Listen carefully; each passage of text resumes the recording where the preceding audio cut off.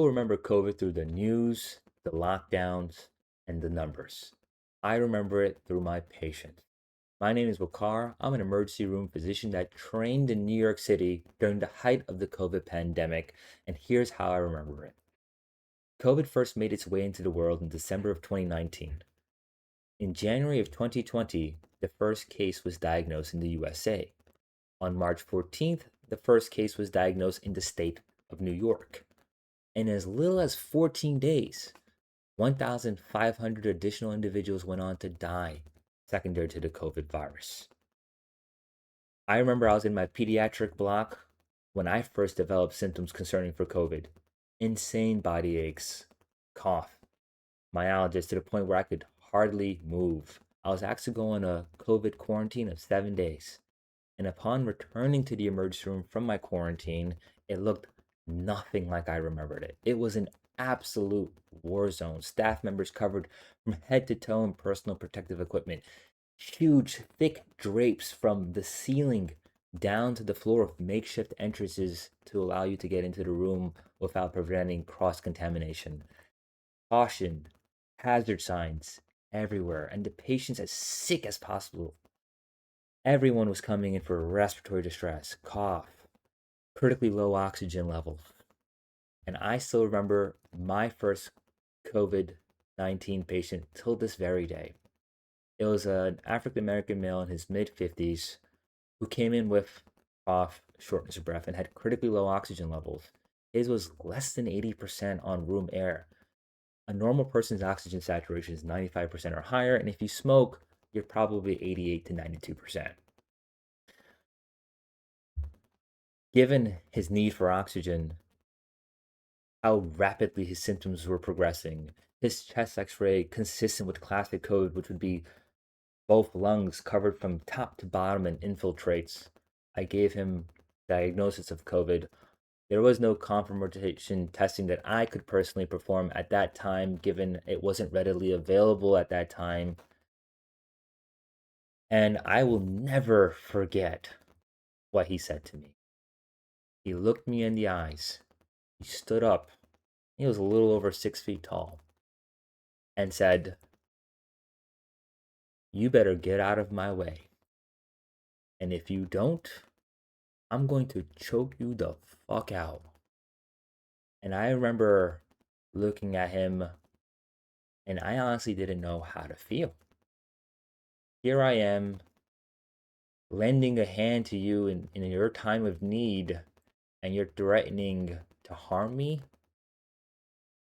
I was frustrated. I felt disrespected, also upset. But during my years as an ER physician and constantly looking back at that moment, I realized he only said that out of fear of his own life.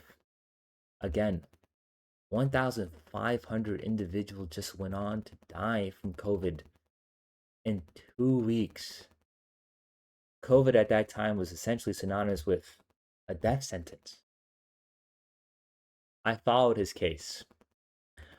In as little as 2 days, his oxygen levels were unresponsive to supplemental oxygen. He required high pressure oxygen delivery with BiPAP and high flow. Ultimately, that wasn't enough either, and he required ventilator assistance to obtain the oxygen saturations necessary to sustain life. And that also wasn't enough, and he went on to develop multi-system organ failure and die. He wasn't alone. Many patients presented in a similar fashion, and they were flooding the emergency room. People were being intubated left and right when all other measures taken to sustain a normal oxygen level were failing. The hospital system was overwhelmed. Medical staff members, nurses, and doctors were also getting sick one after the other. We were falling short, and the patients kept getting sicker. This is when we knew this was no ordinary virus. We were all in grave danger. It didn't stop there. Every day I badged into work, I'd walk through my ambulance bay into the emergency room entrance, and I was greeted by a massive truck. And in that truck were bodies, lives lost secondary to the COVID virus. And every day I would see a new body being wheeled into this truck.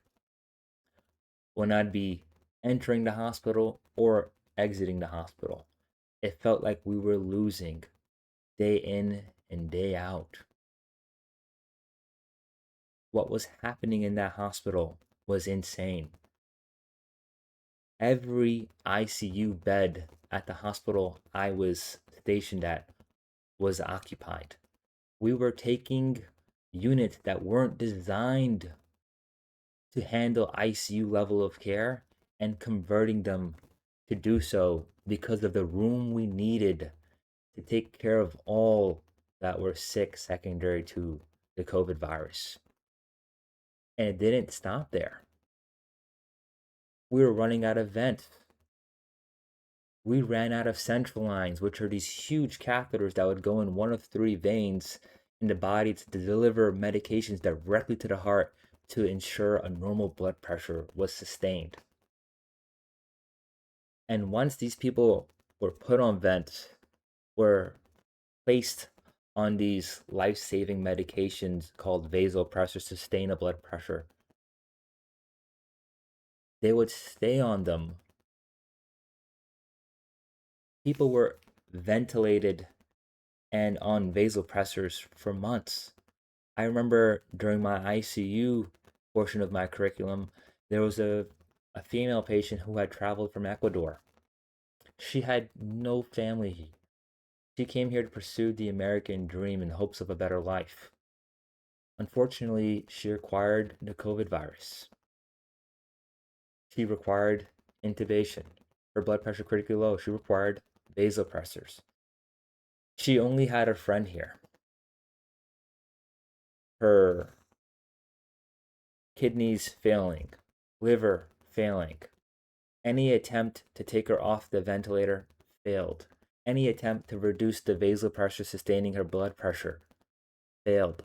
She was on the ventilator, which is providing oxygenation to her lungs through a tube that goes into your mouth for months, to the point where her tongue was being split in half by the endotracheal tube because of how long it was there for and the chronic pressure and friction it was applying to her tongue. We would attempt to flip patients onto their chest, which is called the prone position, in an attempt to provide better aeration to their lungs. We'd go back and forth. And despite going back and forth between these positions, gravity took its toll on this patient's body, especially her facial features. You could no longer tell where her nose, her eye sockets were, because everything looked like dough secondary to the effects of gravity. There was a friend that was her surrogate, as you know, we have a tier system and who can make your decisions at a time where you cannot, and he refused to let her go. Ultimately, we were able to break through and reach a family member in Ecuador who we FaceTimed with and ultimately decided to withdraw care. And may she rest in peace. I still remember till this day, there was a 38-year-old male who just had a child, a son, acquired the COVID virus, rapidly deteriorated, failing supplemental oxygen through the nose via face mask, via BiPAP, via high flow nasal cannula, and required intubation. There was an ICU doctor that worked 24-hour shifts, lived about an hour away from the home. He had just clocked out, went home, probably no more than 2 hours since he clocked out. And this young male, only 38, healthy, no comorbidities, went on to undergo a cardiac arrest. We got on the phone with the attending, and he said, "Don't you dare terminate resuscitation until I come back." Drove an hour back. At that time, we were already working on the patient for an hour, and we continued to work on him for another hour. Chest compressions, epinephrine every 4 minutes, all these other various medications like sodium bicarb, calcium gluconate, praying that his heart would spontaneously begin to function. But no matter what we did, it failed. And he also died at the hands of the COVID virus. I have stories like this, and I can go on about this for hours. The COVID 19 virus was very real. And the lives lost secondary to the COVID virus will never be forgotten. And if you're watching this video and you know someone that lost your lives to the COVID virus, I want to take this time to say I'm very sorry for your loss. And I pray you're in a better place now. Because what that virus did to everyone involved was insane. I personally was working 16-hour shifts in the ICU. Shift would start at 7 a.m. I would get there at 5:30 a.m. to round on my patients, see what happened overnight, review their blood work, review their ventilator settings, their vasopressor settings, and work then from 7 a.m. to 7 p.m. and then to round from 7 p.m. to 8 p.m. So well over 12-hour shifts.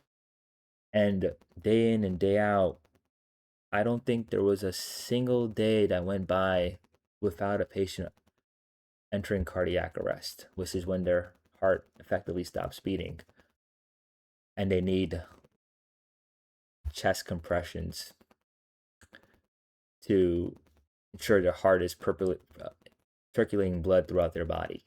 Not a single day. It was so stressful that I remember as an emergency room physician, I'd be riding my bicycle to work, and I started imagining myself becoming a trauma victim, getting hit by a bus, someone who happened to open their car door, me collide with their car door, and seeing myself wheeled in to the trauma bay on a stretcher with life-threatening injuries. And when I was thinking about it, all I ever thought it was me having these mind simulations so that if it ever happened to another patient, I would know how to act and what to do and what to prioritize.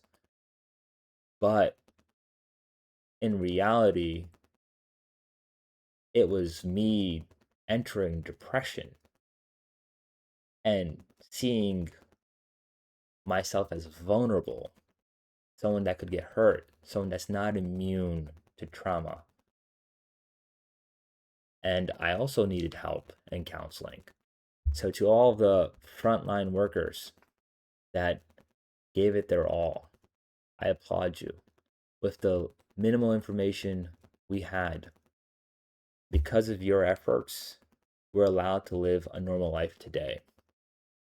And rest in peace to all of the healthcare workers that not only died at the hand of the COVID virus, but also took their own lives due to what they were firsthand witnessing happen throughout the world secondary to the COVID virus. So if you're watching this video, again, my name is Wakar. I'm an emergency room physician. I trained in New York City, the epicenter of COVID, at its peak. And I'm here to tell you COVID-19 is very real, was very real, until this day, haunts many Americans and individuals all across the world. Thanks so much for watching. If you enjoyed this video, subscribe to my channel, and I hope to see you on the next one. Take care, be safe,